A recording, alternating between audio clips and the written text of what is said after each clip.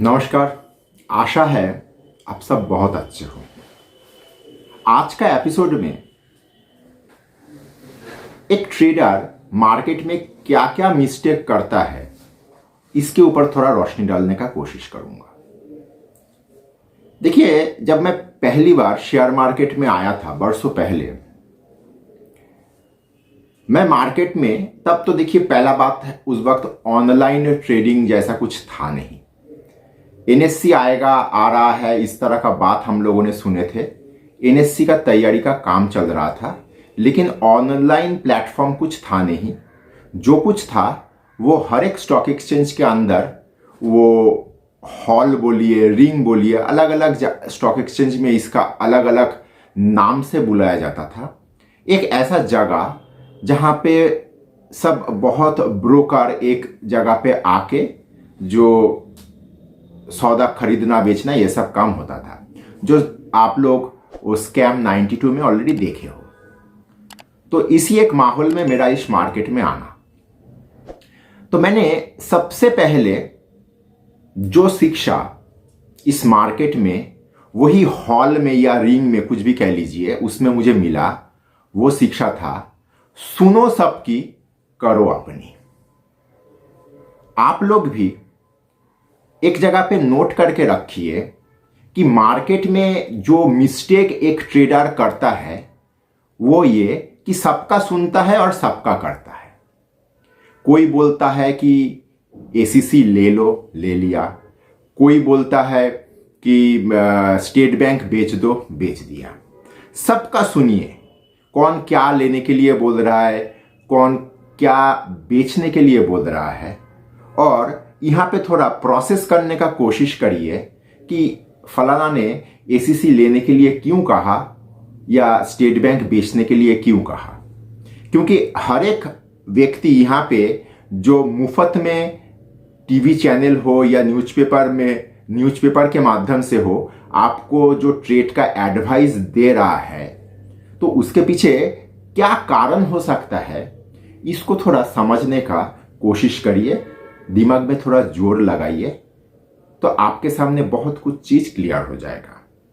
और मैं तो कहूंगा, क्योंकि मुझे जो शिक्षा मिला था वो ये था कि सुनो सबकी, कौन क्या बोल रहा है, इसके माध्यम से मार्केट में किसका क्या मतलब मन में क्या चल रहा है, इसका भी एक धारणा मिल जाएगा। लेकिन करो अपना। आपका मन क्या कह रहा है, आपका दिमाग क्या कह रहा है। हमेशा याद रखिए, 100 में से 8 से 9 बार आपका मस्तिष्क आपको सही संकेत देता है, जो कोई एडवाइजर या वो उस तरह का टिप देने वाला आपको नहीं दे सकता। तो पहला नियम जो मार्केट में एक सामान्य सा ट्रेडर करता है, गलती, वो है कि सबका सुनता है, सबका करता है। तो हम लोग यहाँ पे ये चीज हमेशा याद रखेंगे कि खुद का करेंगे, खुद का सुनेंगे, सबका सुनेंगे, और सबका सुनने के बाद उसको प्रोसेस करके खुद का मन का बात सुनेंगे। ये हो गया पहला नियम। दूसरा नियम क्या हुआ? दूसरा नियम हुआ, लॉस को कभी एवरेज मत करिए। कोई एक शेयर मान लीजिए आप ट्रेडिंग के लिहाज से 100 रुपये में लिए, अभी उसका रेट 95 रुपीज चल रहा है, तो आपका 5 रुपया नुकसान चल रहा है। यहां पे करना क्या है? आपके सामने या तो उसको बेचना हो, रास्ता खुला है बेचने का रास्ता, या यहां पे और थोड़ा सा शेयर, मान लीजिए आपने 500 एसीसी 100 रुपया में लिए थे, 95 हो गया, यहां पे और 500 लेके आप एवरेज करिएगा, तो आपका 100 रुपये का कॉस्टिंग थोड़ा नीचे आ जाएगा। कभी भी अपना लॉस का सौदे को एवरेज में मत लाइए। यह हो गया मेन नियम, दूसरा नियम। क्योंकि मार्केट में ज्यादातर ट्रेडर का सब कुछ बिगड़ जाता है लॉस का सौदा को एवरेज करते हुए। अपने खुद के ऊपर कंट्रोल खो जाता है। तो दूसरा मेन नियम क्या हुआ कि लॉस का सौदे को कभी भी हम लोग एवरेज नहीं करेंगे। तीसरा नियम क्या हुआ? तीसरा नियम यह हुआ कि हम लोगों का ट्रेडिंग में क्वांटिटी मतलब ओवर ट्रेड के ऊपर हम लोगों का थोड़ा कड़ाई से नजर रखना होगा। मैं ऐसा ट्रेड देखा हूं, सोच अगले ने सही लगाया कि कोई एक शेयर यहां से ये घर क्रॉस कर रहा है, यहां तक जाएगा, लेकिन हुआ ये क्वांटिटी ज्यादा ले लिया। तो होता यह है कि जब भी कोई ट्रेडर क्वांटिटी ज्यादा ले लेता है, अपना कैपेसिटी के ऊपर जाके ट्रेड करने का कोशिश करता है, तो वो माने या ना माने उसके अंदर एक अनईजी फीलिंग आएगा ही। कोई एक व्यक्ति अगर मान लीजिए 5 रोटी खा सकता है, वो अचानक से आज 8 या 10 रोटी खाएगा, तो उसका शरीर उसको बताएगा कि ज़्यादा हो गया, थोड़ा नहीं बहुत ज़्यादा हो गया। तो ट्रेडिंग में भी ये चीज़ लागू होता है। अगर किसी व्यक्ति का कैपेसिटी है 1000 शेयर का सौदा करना, अचानक से वो अगर 10,000 शेयर का 15,000 शेयर का सौदा डालेगा, तो उसको समस्या होगा।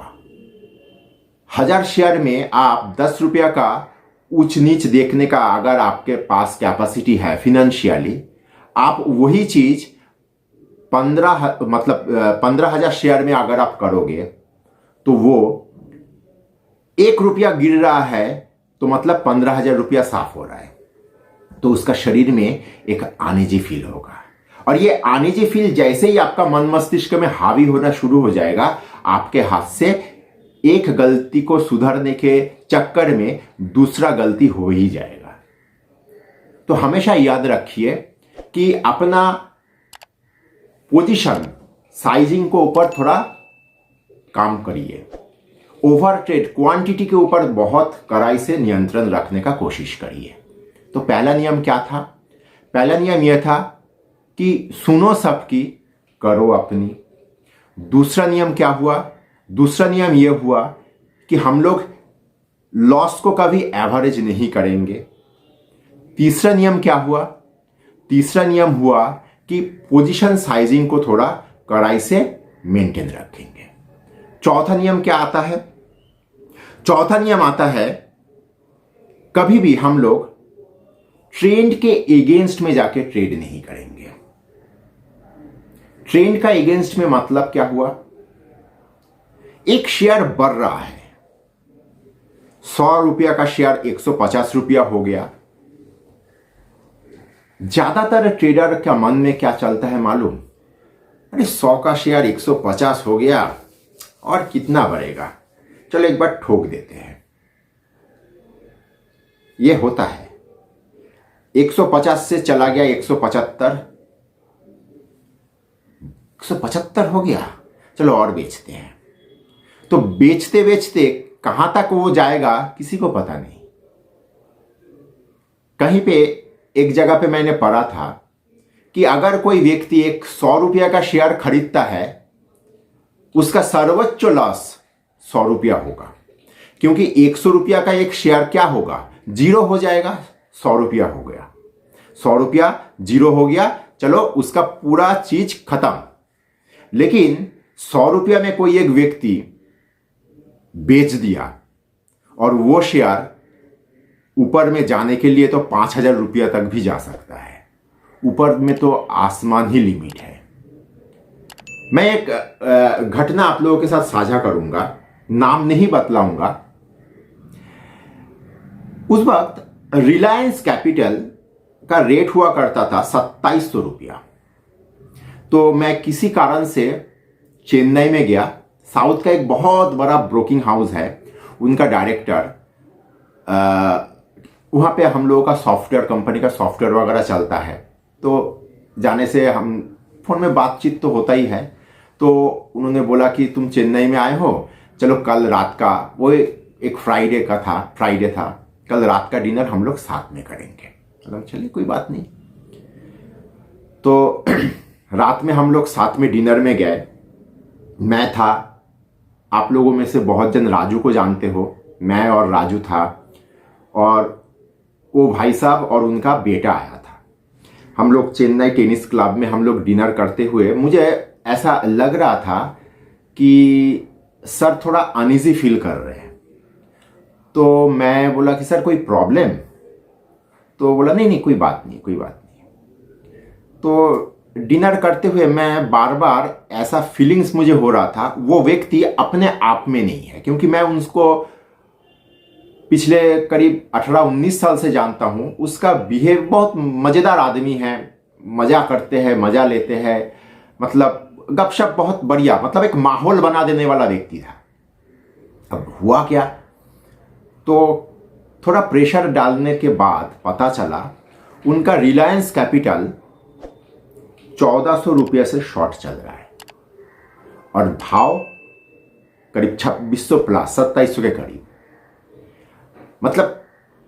मतलब ये तो मतलब कानून में अगर इसका प्रोविजन रहता तो इसको मतलब फांसी का सजा होना चाहिए।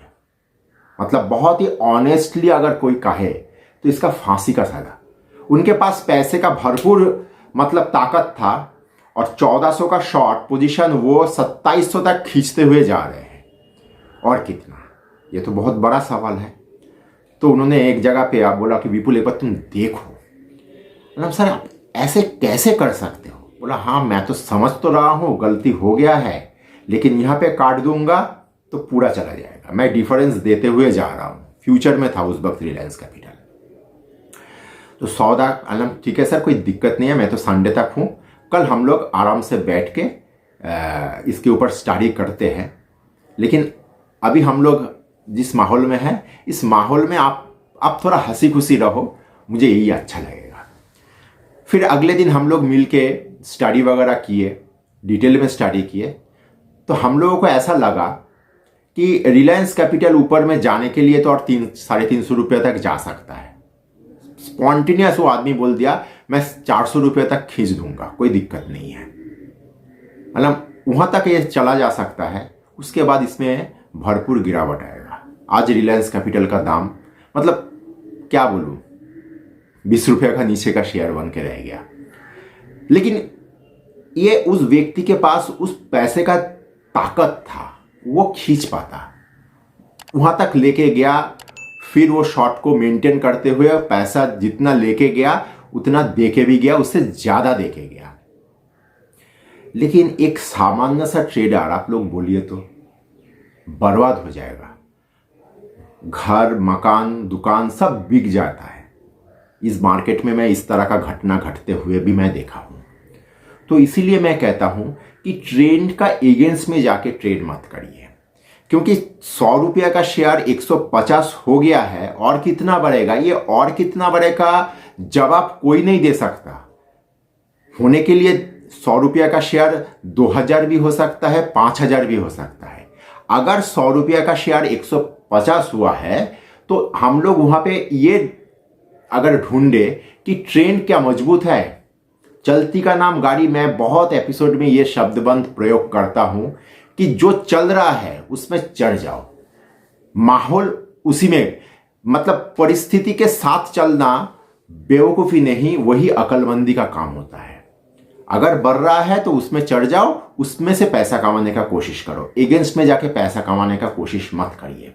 और अगर करना भी है तो उसके लिए जितना भरपूर फंड का जुगा मतलब बैकअप रहना चाहिए, वो हम लोगों का साधारण सा ट्रेडर में से नहीं आ सकता। तो इसीलिए ट्रेंड का एगेंस्ट में सौदा मत करिए। ये हो गया 4 नंबर रूल। 5 नंबर रूल क्या है?